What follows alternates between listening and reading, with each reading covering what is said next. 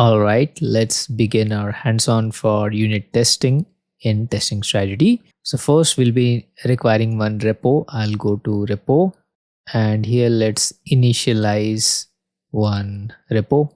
Now once done initialization, we need one pipeline for the unit testing. I'll click on pipeline, create pipeline.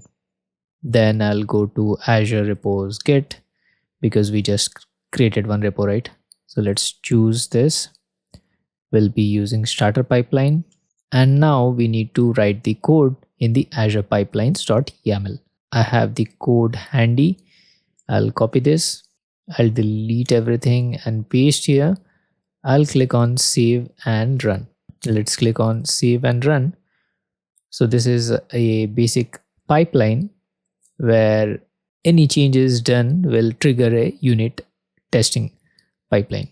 So let's wait till this pipeline execution gets over.